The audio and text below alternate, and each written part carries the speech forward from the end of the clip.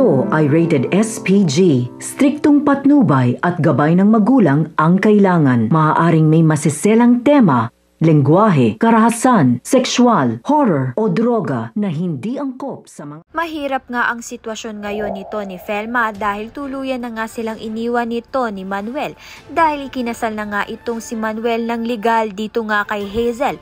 Buong akala nga nito ni Manuel ay siya ang ama ng dinadala nito ni Hazel. Subalit ang tunay na ama nga ng dinadala ni Hazel ay tinakbuhan nga siya. At dahil nasa Saudi nga itong si Hazel at si Manuel, illegal nga ang mabuntis ng walang asawa.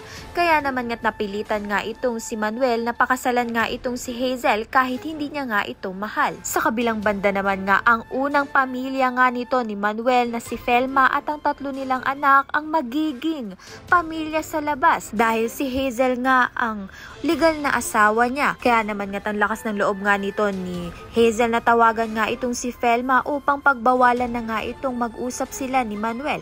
At nang malaman nga ito ni Manuel ang tungkol nga sa pangbabawal nga nito ni Hazel ay mapipilitan ngang umuwi ng Pilipinas itong si Manuel dito nga kay Felma.